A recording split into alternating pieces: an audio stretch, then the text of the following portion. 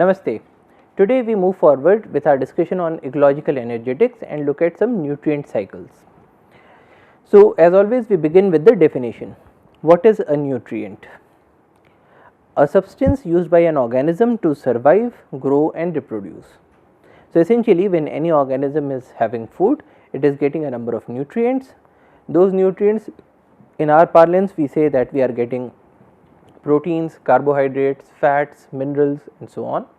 But then if we look at these minerals more fundamentally, so we are getting some elements out of these nutrients. So, when we are talking about say carbohydrates or fats, we are getting carbon, hydrogen and oxygen. When we are talking about proteins, we are getting nitrogen. When we are talking about other mineral salts, we are getting say iron, or we are getting copper, or we are getting selenium, and all of these are different minerals or all of these are different nutrients when we talk about in the parlance of ecology as well.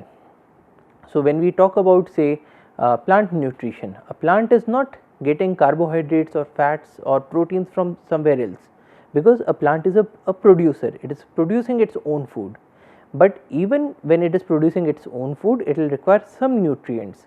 Those nutrients will be say carbon dioxide or water or some mineral salts that it will use to make all of these different food items. So, all of those substances will be called as nutrients. So, a nutrient is a substance that is used by an organism to survive, grow and reproduce, that is to carry on its life functions, survival, growth and reproduction. Now, if you talk about nutrients, there are certain nutrients that an organism requires in larger concentrations or larger amounts, and there are some nutrients that are required by the organisms in smaller amounts. So, for instance, if we talk about ourselves, we require much more amount of carbohydrates and proteins and fats than say we have a requirement of say sodium in the form of sodium chloride, which is our common salt. So, for us we will say that carbohydrates, proteins and fats are the nutrients that we require in larger quantities, and substances such as sodium chloride or maybe some amount of selenium or some amount of say magnesium is something that will require in very smaller quantities. Now, similarly when we talk about the nutrition of plants, and in this particular lecture we will be mostly concentrating ourselves with the nutrition of plants, because once the plants have made their food products, then those products get moved on with the different food chains and food webs. So, in the case of plants, when we talk about macronutrients or nutrients that are required in larger amounts, we can talk about primary nutrients, that is nitrogen, phosphorus and potassium, NPK. So, for instance, whenever we are talking about fertilizers, we always talk about the NPK fertilizers, the fertilizers that provide you nitrogen, phosphorus and potassium. So, these are the primary nutrients, or they can include the secondary nutrients such as calcium, magnesium or sulphur. So, these are the nutrients that the plants require in larger amounts. Now, micronutrients or trace elements are the nutrients that are needed in small or trace amounts, and in the case of plants it could include things like boron, copper, iron, chlorine, manganese, zinc, molybdenum and so on. And when we are talking about nutrients, one definition is about macro and micronutrients, the second one is about essential and non-essential nutrients. Now, essential nutrients are those nutrients that are required by the plant and that cannot be substituted by anything else. So, there are three criteria for determining whether an element is essential or not. The first one is that in the absence of the element, the plant should be unable to complete their life cycle. So, if we say that suppose carbon is an essential element, so in the absence of carbon, the plant will be unable to complete its life cycle, because all of its parts are made of carbon. The second criteria is that the deficiency of an essential element cannot be met by supplying some other element. So, suppose in place of providing a plant with carbon dioxide, you try to provide it with say sulphur dioxide, or maybe you try to provide it with say ammonia. So, anything that does not have carbon. Now, if you provide a plant with anything that does not have carbon, the deficiency of carbon cannot be met by supplying some other element. So, it is a sine qua non for the growth of plants. It is an extremely essential thing and the plant cannot live without it. And the third one is that the element must be directly involved in the metabolism of the plant. So, these are the three criteria to determine whether an element is an essential element or not. Now, let us look at some essential elements and their roles. Let us begin with nitrogen. Now, nitrogen is an essential element because if you do not give nitrogen to a plant, it will not be able to complete its life cycle. Nitrogen cannot be replaced by any other element, and nitrogen is essential for the metabolism of the plant. Now, why? Because nitrogen is a constituent of proteins. So, different amino acids. So, when we say amino, the amine group is the nitrogen group. So, it is a constituent of different proteins. It is there in the nucleic acids. So, when we talk about DNA or RNA, that also contains nitrogen. It is a constituent of several vitamins and hormones in the case of plants and also in the case of animals as well. So, nitrogen is an essential element because it is a constituent of proteins, nucleic acids, vitamins, hormones and so on.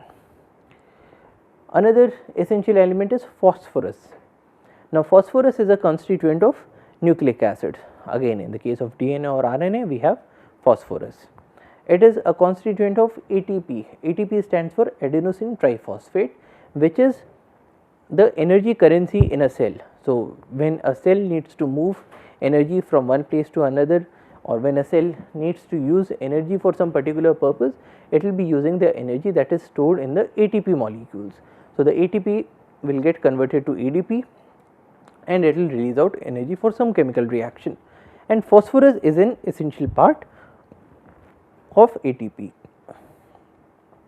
Phosphorus is also a constituent of the cell membrane of a cell.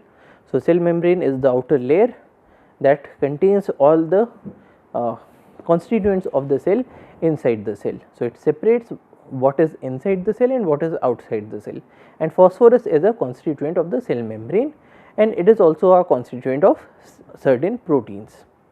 Now, here again phosphorus is an essential element because the plant cannot live without it. You cannot replace it or substitute it with anything else, and it is involved in the metabolism in the plants because of its role in nucleic acids, ATP, cell membrane, proteins and so on. Another essential nutrient is potassium. So, when we talk about NPK, this is N, this is P, this is K. Now, potassium is called kalium when we look at its Greek roots, and kalium is represented by K. Now, potassium is a part of the cation anion balance that is needed for maintaining cell turgidity, opening and closing of stomata, activation of certain enzymes and so on. Now, when we say turgidity, it is an expression of the pressure that is being contained inside a cell. So, for instance, if you have a cell and you take out the water that is inside, so the cell will become flaccid. So, it will look like a balloon that is now not inflated. So, and turgidity is when you take a balloon and you inflate it, then we say that this balloon is turgid. In the case of plants, in the case of a number of cells, this turgidity is not governed by the movement of air, but by the movement of water. And for that case, the amount of osmolarity in the cell is essential. So, if you have more amount of salt in inside a cell, so the salt will attract more amount of water from outside and will result in the increase of turgidity of the cell, and potassium plays a key role there because it is involved in the cation anion balance, and the cell turgidity in turn regulates the opening and closing of stomata, and stomata are the pores in the leaves through which the gaseous exchange occurs in the case of plants, and potassium is also involved in the activation of certain enzymes. Another essential nutrient is calcium, and calcium is used in the formation of calcium pectate in the cell wall, and calcium pectate especially plays a role in the cell division. So, when you have a plant cell that is dividing into two cells, so calcium pectate will form a a layer that will separate the two cells or the two daughter cells. So, it is a part of the calcium pectate in the cell wall.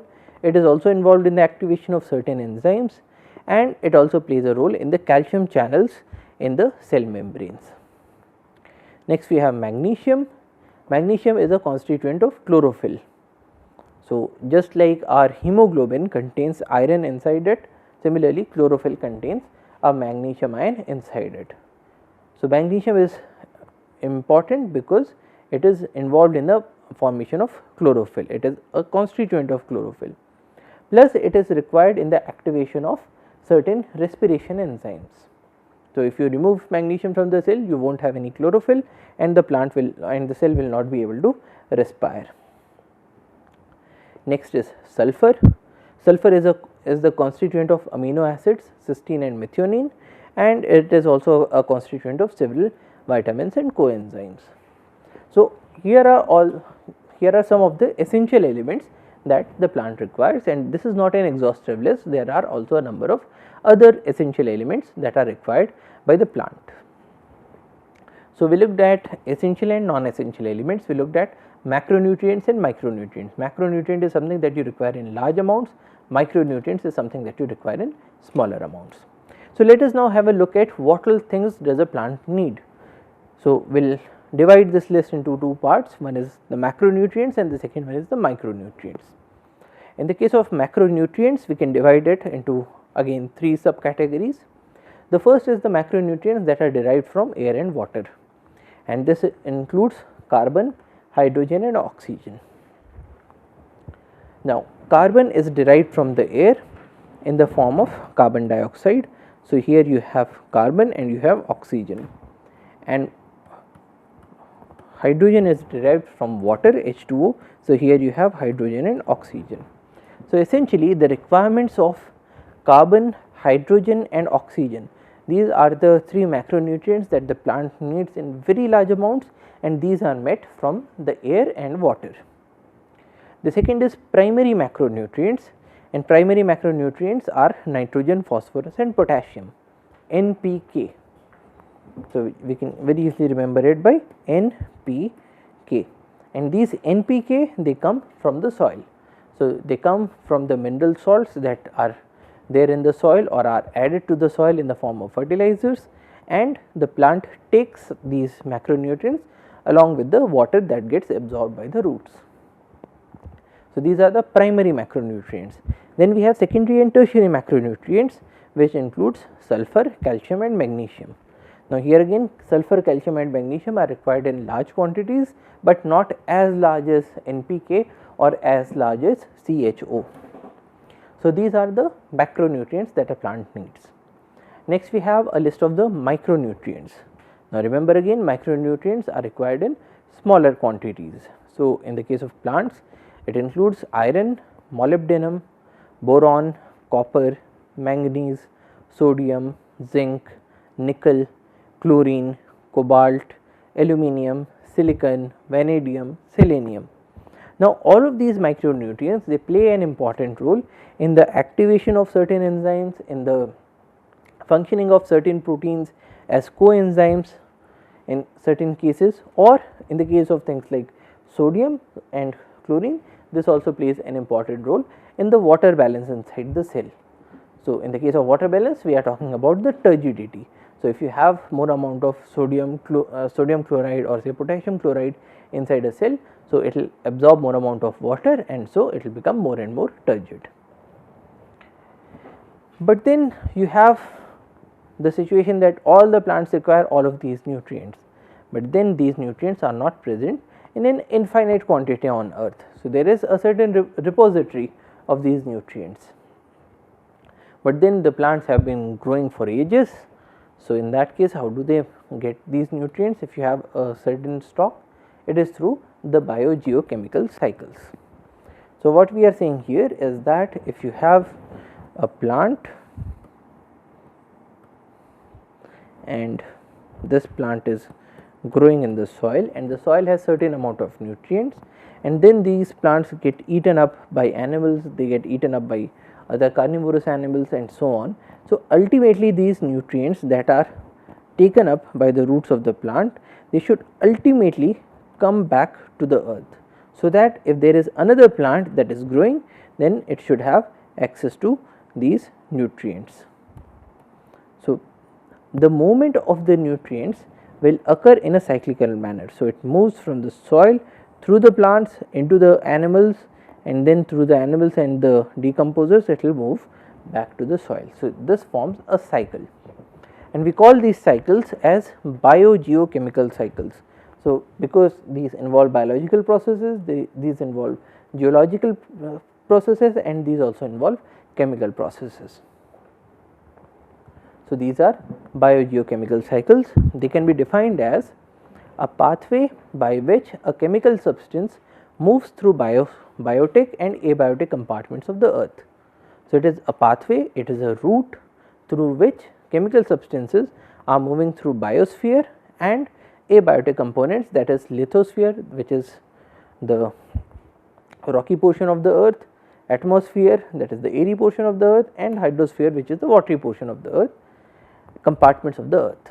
So, this is essentially a biogeochemical cycle, and in general we can represent a biogeochemical cycle like this.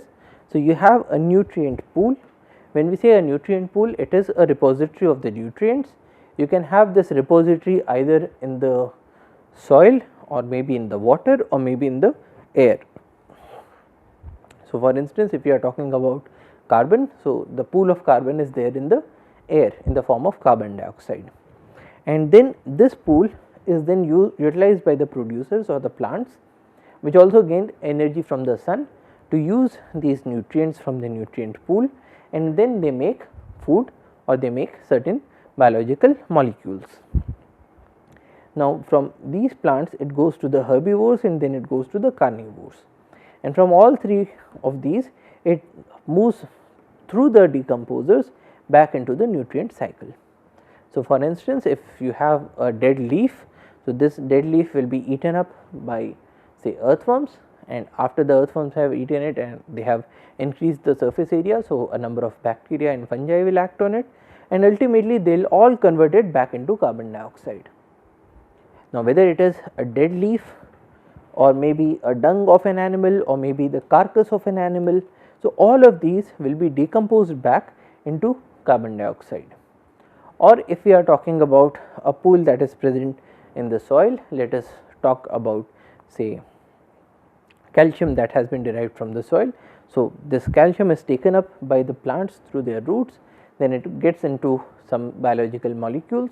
From there it moves to the herbivores, to the carnivores, and then when the decomposers are decomposing the dead and decaying parts of these animals, or the dungs and excreta of these animals, so after that all that calcium will be then released back into the nutrient pool, which in this case will be the soil.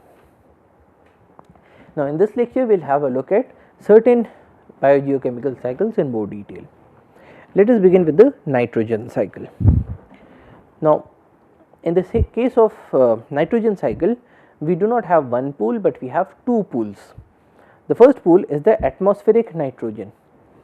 So, more than 70% of our of the air that is surrounding us, that is nitrogen, and the second pool is that of the soil nitrates, which are present in the soil. Now, a plant is unable to use the atmospheric nitrogen directly, so it has to take up the nitrogen in the form of nitrates, which should come into the soil. So, how does this atmospheric nitrogen reach the soils? It is through say biological fixation. So, we had talked about mutualistic relationships between these bacteria by the name of rhizobium, which live in the root nodules of certain leguminous plants. So, these bacteria are able to fix this atmospheric nitrogen. So, they convert the atmospheric nitrogen into a form that the plants are able to use. So, biological fixation is one way in which nitrogen moves from the atmospheric pool to the soil pool. The second one is lightning. So, when you have lightning, there is an intense amount of heat and electrical discharge, and in that case nitrogen and oxygen, both the gases that are present in the atmosphere, they can react together and they can form nitrates and nitrates. which then come down to the soil through rain. So, that is the second way. And the third process is industrial fixation. So, these days, because we want to put more amount of nitrates into the soil, so that the plants can use them, especially for agricultural production. So, we are artificially converting the nitrogen that is there in the air into the nitrates. So, that is the other way in which the atmospheric nitrogen can get converted into the soil nitrates. So, here we are saying that this pool is the nitrogen from this pool is moving into this pool. But then again, because we are talking about cycles, so if nitrogen can move from the first pool to the second pool, it should also be able to move from the second pool to the first pool. So, if you have soil nitrates, so there can be denitrification and volcanic activities that can convert the nitrates that are there in the soil or that are there in the rocks back into nitrogen, and through both of these processes, denitrification and volcanic activity, nitrogen can move from this pool of the soil into the atmospheric pool. Now, that is the movement of nitrogen between both of these pools, but then how does it move through the biological system? So, these soil nitrates can be taken up by the plants, and then these nitrates can be used to form different components such as the proteins.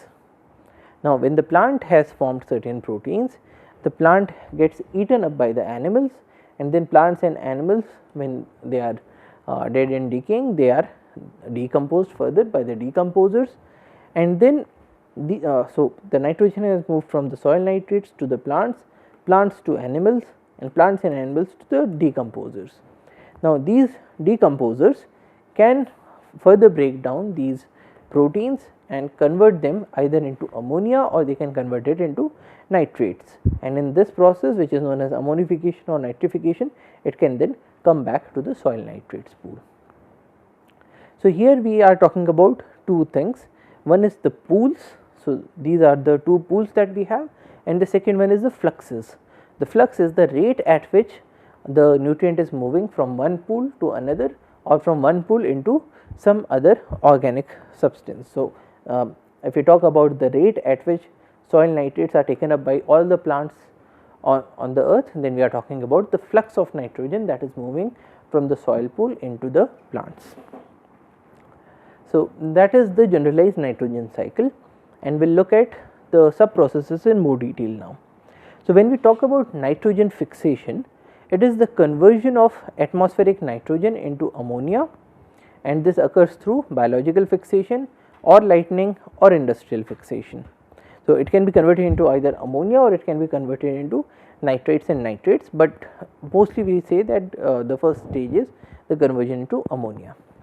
So, this is the conversion of atmospheric nitrogen into ammonia, which occurs through these three processes. Now, the first one is called as biological nitrogen fixation. Now, biological nitrogen fixation is the conversion of atmospheric nitrogen into ammonia, and it occurs in the biological organisms. So, in this case you have this nitrogen which is acted upon in the presence of this enzyme called nitrogenase, and it converts it into ammonia, and it is done by rhizobium. So, rhizobium is a bacterium that lives in the root nodules of leguminous plants, or it can be done by certain free living bacteria such as azotobacter, or it can be done using some cyanobacteria. So, cyanobacteria is, cyano refers to blue. So, these include things like nostoc and anabena. So, these can also perform biological nitrogen fixation. We can also get ammonia by the decomposition of organic nitrogen in the dead plants and animals through the process of ammonification. Now, in the process of ammonification, you have the organic molecules that are rich in nitrogen, and they are in this process of ammonification they are converted into ammonia. Now, ammonification generally happens because of the action of decomposers. So, if you have say a piece of egg that is lying around, you will have some bacterial growth, and then it will convert the proteins, especially the albumin that is there in the egg, and it will convert it into ammonia and it will release it back. So, this is the process of ammonification. Next we have the process of nitrification. Now, in the process of nitrification, the ammonia that has been produced. Now, ammonia is typically a toxic substance for most of the organisms. So, it needs to be converted to something else so that it is gotten rid of. So, nitrification is the process in which there is a biological oxidation of ammonia into nitrites and nitrates. So, in this case you have ammonia that is reacting with oxygen, and it can be done through organisms like Nitrosomonas and Nitrococcus, and they will convert this ammonia into nitrites, and then these nitrites can be further oxidized using nitrobacters and converted into nitrates. Oh, this should be 3 NO3 minus. So, you have nitrates that are converted into nitrates, and these nitrifying bacteria, those that are converting ammonia into nitrates and nitrates, they are chemoautotrophs. So, they are autotrophs, they are making their own food using chemical reaction. So, they are chemoautotrophs. Now, in the industrial process we have the Haber process. In the Haber process we have nitrogen and hydrogen that are reacted together. So, these two gases are reacted at high temperature and pressure in the presence of catalyst to form ammonia, and once you have this ammonia, you can then further convert it into the nitrates using the Ostwald process. Now, in the case of Ostwald process, you have ammonia that reacts with oxygen in the presence of catalyst to form NO, then NO is further oxidized in the presence of catalyst to form NO2, and then NO2 is then further oxidized in the presence of catalyst to form NO3, and it is also reacted with water. So, it gives you HNO3. So, that is the nitric acid.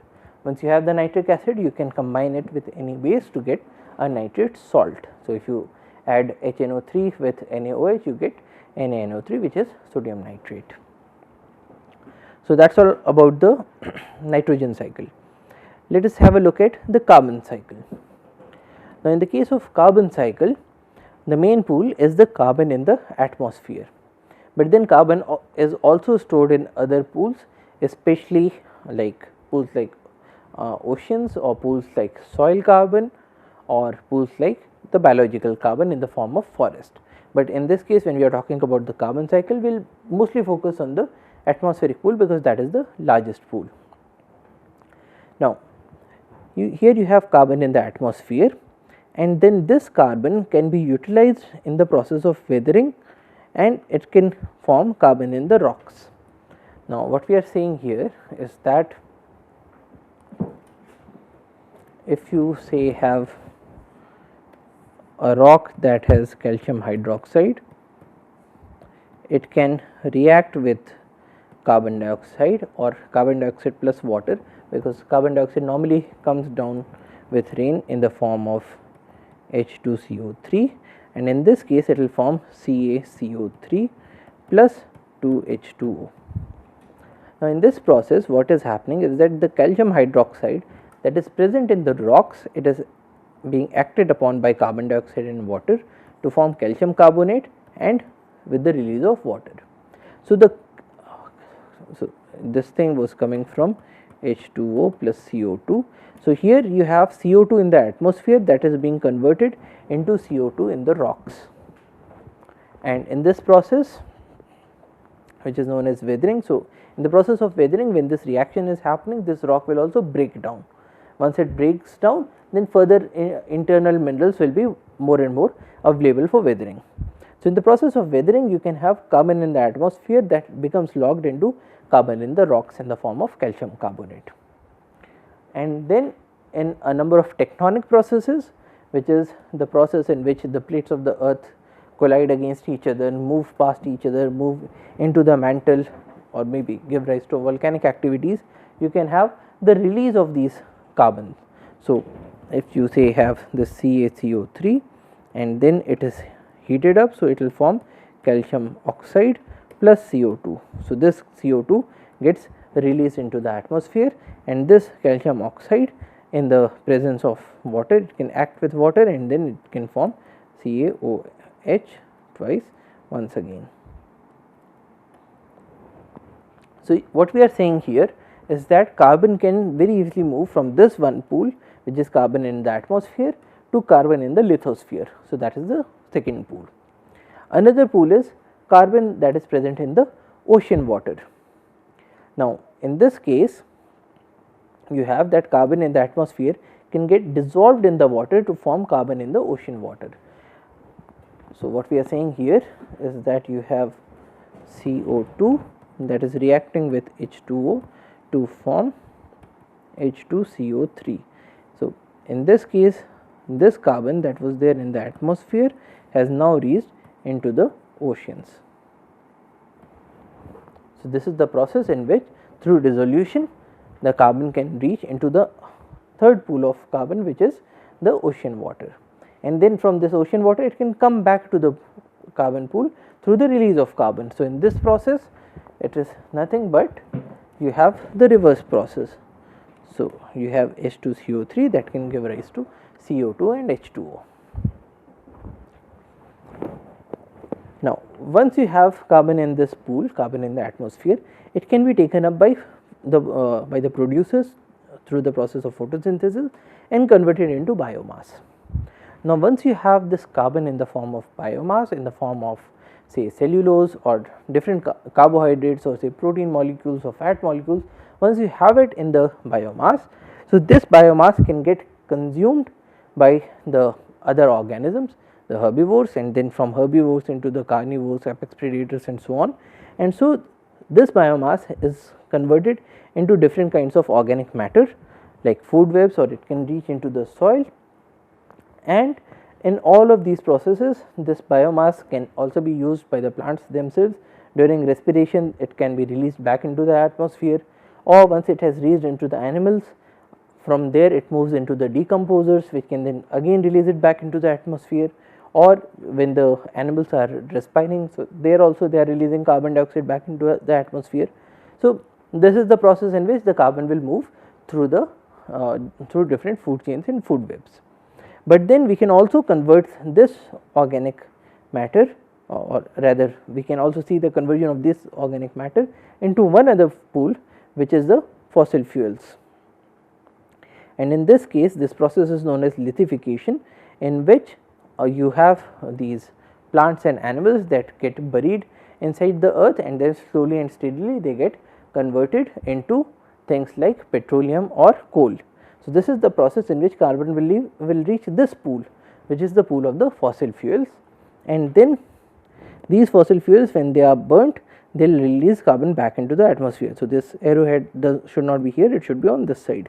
So, in that case this fossil fuel will release carbon back into the atmosphere through the process of combustion. So, that is the carbon cycle. Another cycle is the water cycle, because water is also an essential nutrient that is providing two essential elements, hydrogen and oxygen. Now, water cycle is something that we all know. There is water in different water bodies, it gets evaporated and forms water vapor because of the heat that is given out by the sun, and when this water vapor condenses it forms clouds. When these clouds are then further cooled down, so all this water forms droplets, it falls down in the form of rain, which we call as precipitation. Now, this rain can fall either into these big water bodies, or it can fall into the land. Now, on the land this water will be absorbed into the soil, it will percolate down, or it will move through runoff. In the process of runoff it is getting into the streams and rivers, and then ultimately reaching into the big water bodies like oceans and seas. So, that is runoff, or it can get accumulated in some terrestrial water bodies such as ponds or lakes. And here again you can have the process of evaporation that is happening, or you can have these plants that are absorbing the groundwater, and then in the process of transpiration they are releasing it back into the atmosphere. Or you can have the situation in which this percolated water, it moves below the ground and then it also reaches into the oceans. So, here again we see a cyclical process. The water is, you can start from any point and then it will move a complete cycle. So, this is the water cycle. Another cycle is the phosphorus cycle. Now, in the case of the phosphorus cycle, The main pool is the rock phosphates. Now, the rock phosphates, that is the phosphorus that is present in the rocks. Now, when these rocks undergo some amount of weathering, so this these phosphates will be converted into the soil phosphates. So, these are more or less soluble forms of phosphates that are there in the soil, and this is a two-way process. So, the rock phosphate can convert into the soil phosphates, and these soil phosphates can precipitate down, and then they can become incorporated into the rock phosphates. Now, once the phosphorus has reached into the soil, it can be taken up by the plants. From the plants it moves to animals, and from plants and animals it moves to the decomposers, and from there it comes back into the soil. So, this is a small cycle that is happening here. Now, the other cycle that is happening is that when you have these soil phosphates and there is rainfall, so some amount of phosphate can get dissolved in the water, move along with the streams and rivers, move in a runoff, and with this runoff it can go into the oceans, and in the oceans it might start precipitating out. When it starts precipitating out, it gets to the bottom of the oceans, and then through tectonic forces or tectonic processes, it might again get converted into some rocks, so that it forms a rock phosphate again, and this rock phosphate later on becomes exposed again through the tectonic processes like earthquakes. So, in these processes, these rocks are exposed into the air, and in that case they will again start weathering, and the process will continue. So, that is the phosphorus cycle. Another cycle is the sulphur cycle. Now, in the case of the sulphur cycle, you have a number of sulphur compounds that are there in the air, and then when there is rainfall, so these sulfates can get these SO2, SO3 molecules, they can react with water, and then they will come down into the earth. Once they have come down into the earth in the form of sulfates, they can be taken up by the plants, from plants to animals, from plants and animals into the decomposers, from there back into the soil. Plus there can be processes like release of H2S or release of SO2 that is happening below the in the oceans, or maybe through the action of decomposers. And also these days a very important portion is the release of sulphur through the fossil fuel combustion. So, in this case we have these industries that are spewing out sulphur, and if the sulphur is very high, if these sulphur dioxides are very high in concentration, so nearby you can have acid rain, which will then further come down into the soil, and in this process increase the acidity of the soil, maybe lead to the deaths of a number of plants and so on. Plus sulphur is also released in huge amounts through the volcanoes. So, the large releases are the industrial release and the volcanic release. Then when sulphur is there in the air, so it might react with oxygen, become converted into sulphur dioxide or sulphur trioxide, then it will come down with water again in the form of acid rain. From there it will get absorbed by the plants, it will move through the biosphere, and then again come back to the soil, and then get released back into the atmosphere. So, that is the sulphur cycle. So, once we have looked at all of these different cycles, the next question is, so what? If all these cycles just work as they should, so in that case there would be hardly any need to understand these cycles. But then these days we are also seeing a number of impacts of human interventions on all of these different cycles. Now, what kinds of impacts are we seeing? Say in the case of the carbon cycle, we are spewing out a huge quantity of carbon dioxide into the atmosphere by the burning of the fossil fuels. So, because of that, the concentration of carbon dioxide in the atmosphere has been rising. Now, if that happens, it might lead to global warming, or it is already leading to climate change and things like that. That is one aspect.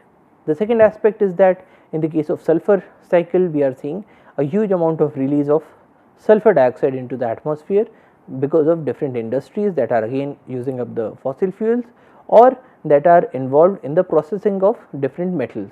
So, in the processing of or conversion of ores into metals, quite a huge amount of sulphur dioxide is also released if the ore is a sulphur rich compound.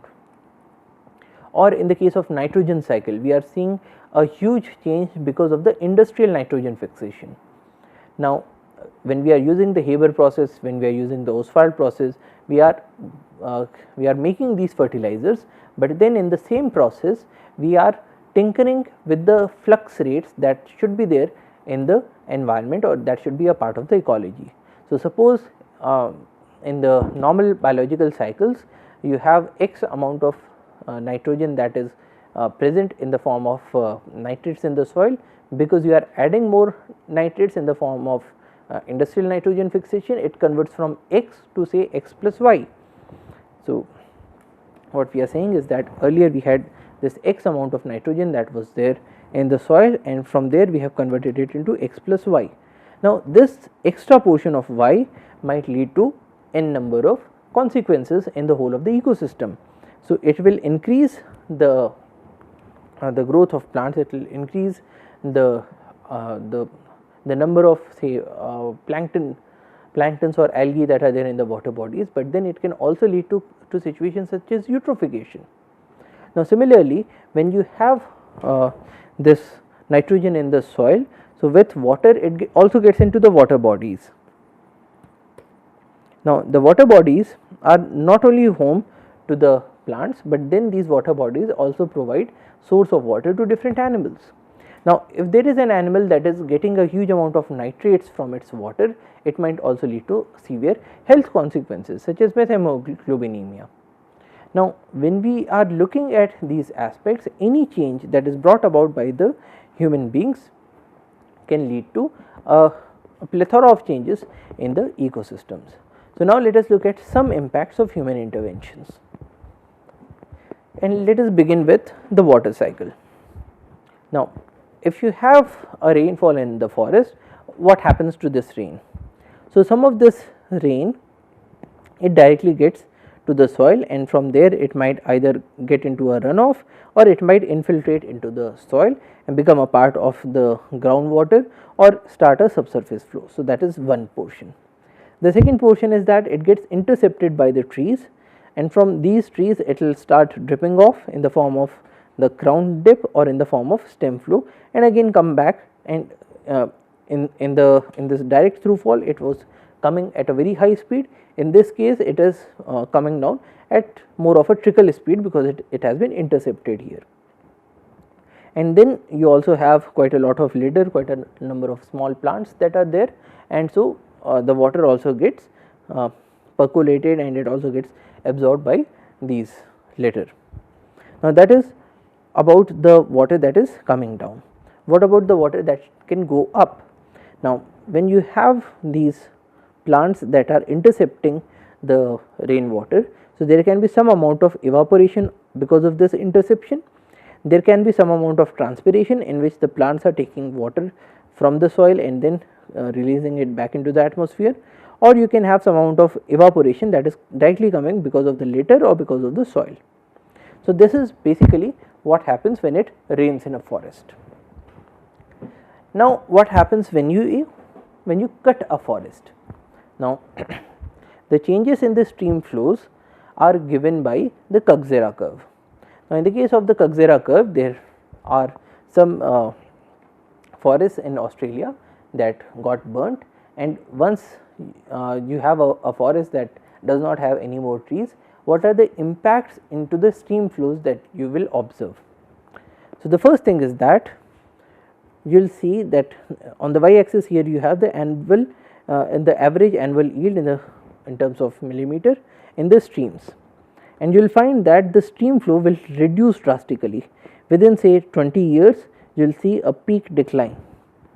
Now, it appears a bit counterintuitive, because if you have trees in a forest, so those trees are taking out water from the soil and they are releasing it back into the atmosphere.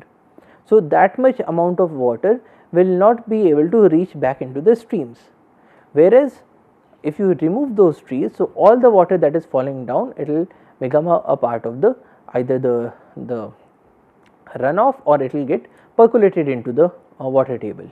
But then here we are observing that once you cut the trees, the amount of water that is available in the streams, it also reduces. and we will look at the reasons in a short while. So, in a period of like 20 years, you will see that the amount of water that is available in the streams, it moves from 1200 millimeter right up to 600 millimeter. So, it has roughly halved. So, a number of streams that were being provided water because of those forests, they would dry off. Then there would be this process of recovery that will take a very long period of time, even say around 150 years. So, in this long period, the forests are gradually growing up, and after a while you will see that the stream flow comes back to the normal value of 1200 millimeters. But then the question is, what is happening in between? Why do we see a dip in the stream flow? Now, if you have a forest that has been cleared, so in that area you have nutrients that are available in the soil, you have water that is coming in the form of precipitation. So, there will be some growth of plants. Now, let us see what happens because those plants are growing, because remember that when a plant is growing, so it is converting a lot of nutrients into its body parts. So, it is making up lots of cellulose. When it is making up those cellulose, where is it getting the hydrogen from? Because cellulose is also a carbohydrate. So, it has carbon, hydrogen and oxygen. So, where is this hydrogen coming from? And then when there is a plant that is growing up, what is the amount of water that it is going to leave out or through transpiration? So, if we look at these forests and these and the amounts of water that were being used up by different components of the ecosystem when they were studied, we see that in the case of this stand age. So, if you have a forest that has plants that are roughly 15 years of age, so in that case the overstory transpiration is very large. Now, overstory transpiration is the amount of water that is being released because of these plants. And the second portion, the runoff, is very less. Now, runoff is the amount of water that you will get into the streams. So, the runoff is less, more and more amount of water has been lost because of overstory transpiration, some amount because of understory transpiration, then there is a huge amount that gets intercepted, then there is some amount that is released because of the soil and later evaporation, and we can see that roughly the amount that is released in the soil and later evaporation, it remains same with the age of the stand. But as the forest matures, you see that the amount of overstory transpiration, it reduces significantly. So, because your plants have already grown very large, they do not have to make more amount of cellulose, they only have to make cellulose to maintain themselves. So, the amount of water that is required or the amount of water that is being lost because of transpiration, it reduces. Now, at the same time, the understory transpiration increases a bit, because now you have plants that are very tall and you have plants that are there in the bottom canopy or in the ground cover, and these plants are now using up more and more amount of water to sustain themselves. And because you have these losses that are reducing, so the amount of runoff, it increases. So, once you have a mature forest, you will have this much amount of water that is coming out into the streams. If you have another forest that is a very young forest, so you will have a very less amount of water that is coming out into the streams. Other changes that happen are things like changes in the pH because of deforestation. So, once you have a forest that is mature, and if you look at the stream water, so you have this pH value of say around 5.5 to 6.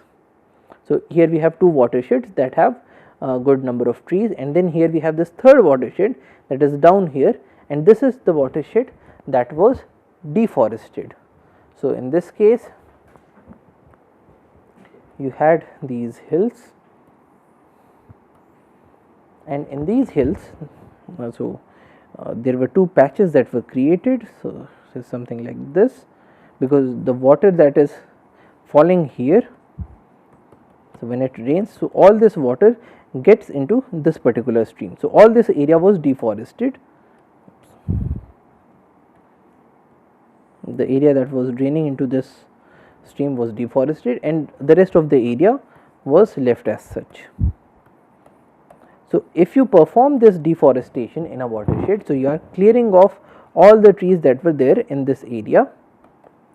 Once that happens, you can observe that the pH of the water lowers, and it lowers significantly. So, when you have a pH that is close to 6, that is more or less a normal water or a neutral water. A completely neutral water will have a pH of 7, a pH 6 is slightly acidic water, but if you have a pH that is close to 4, that is highly acidic water. Now, if you have a water that is highly acidic, then probably a number of organisms will not be able to survive in it.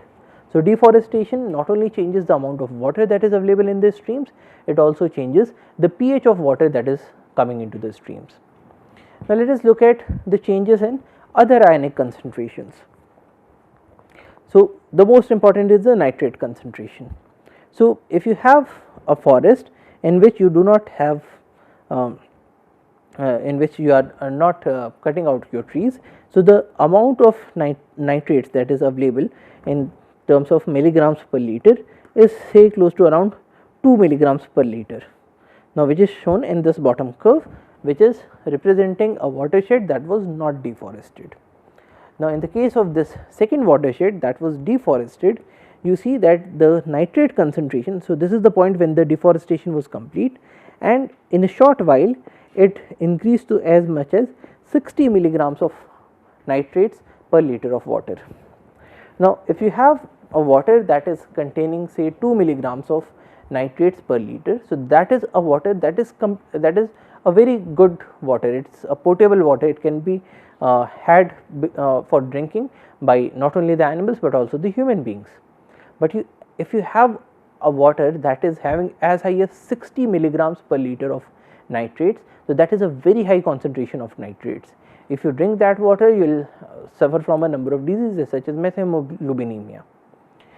Not only that, if you have such huge concentration of nitrates in water, then it might also result in some amount of algal bloom. So, as we had seen in the case of the Potomac river, in which we had in one of the earlier lectures, we had seen that this whole river was covered with algae. Now, we are seeing the change in the nitrate concentration of as much as 30 times from 2 milligram to 60 milligrams. So, there is a 30-fold increase in the amount of nitrates that is now available in the water. Similarly, if you look at the amount of sulfates, the amount of sulfates it reduces drastically. So, from around 7 it becomes halved, so it becomes around 3 milligrams per liter. In the case of chloride, there is a slight increase. In the case of silicates, there is a slight increase, but then what we are seeing here is that once you are cutting off your trees, once you are deforesting an area, so that is changing not only the plants that are there in that particular area, but then because it is changing the concentration of different nutrients that are there in the water, so that will have an impact throughout the ecosystem, because even the areas which are very downstream, but because they are getting water from this area, so they will also start suffering some impacts. Now, other impacts are these. So, here we are looking at the concentration of calcium in the water. So, in the normal conditions, you have a calcium concentration of around 10 milligrams per liter. Once you have cut your forest, it increases from 10 milligrams per liter to as high as 110 milligrams per liter. Now, all of this water is not coming from all of this calcium is not coming from the biological entities, but what is happening here is that the plants were able to hold to the soil, and this soil also has a huge amount of calcium inside. So, because the plant roots were able to hold to the soil, so this calcium just remained there in the system. But once you have cut these plants, so once once this soil is now getting exposed, it is now getting converted into an unbound form. So, all of this calcium has now started to leach into the water streams, and all of this calcium then will start flowing downstream. If we look at the magnesium concentration also increases, it more than doubles. In the case of potassium concentration, the potassium concentration becomes as much as 4 times. The sodium concentration, it nearly doubles. The aluminum concentration, it also increases up to around say 3 times. So, if you look at just one process, that is deforestation, that is being done by the human beings, it is leading to so many changes in the water quality, in the amount of nutrients that is available in the water. Now, that changes not only the water quality for drinking by the animals, but that also changes the rate of growth of plants downstream, which because those plants are getting their nutrients from this water source as well. Now, this is just one process. Now, let us consider another process, the incorporation of nitrates in the form of fertilizers, or the use of fertilizers that have all these N, P and K into the farmlands. Now, when that water gets leached out, when along with the runoff, when all those nutrients are able to reach into the streams and into the water bodies, that will lead to an immense amount of algal bloom. And because of that immense amount of algal bloom, in a very short period of time, the water quality will deteriorate so much that you will have very less amount of oxygen, and the and your water body will not be able to support any further life form. So, just because the activities of human beings are changing these nutrient cycles, so it becomes very important these days to understand what are the impacts of our activities into different nutrient cycles, so that we are able to reduce our impact on the ecosystem, especially the negative impacts. So, in this lecture we started by looking at what are nutrients, then we classified the nutrients into macronutrients and micronutrients. We looked at different nutrients, what are their roles. We looked at the essential elements, the conditions or the criteria for essentiality. Then we looked at a generalized nutrient cycle, how nutrients move from one pool to another pool, or from one pool into the biosphere and then back again. And then we looked at different nutrient cycles in more detail. And finally, we looked at the consequences of some human activities such as deforestation, and these activities can have a large impact on a number of nutrient cycles, because the amount of nutrients that are present in different pools, it changes a lot. And similar is the impact when we are using industrial nitrogen fixation, or when we are using fertilizers, or when we are spewing out sulphur dioxide because of our activities in the mining sector or in the ore sector, or maybe because or maybe when we are releasing out carbon dioxide and sulphur dioxide when we are burning up the fossil fuels. So, that is all for today. Thank you for your attention. Jai Hind.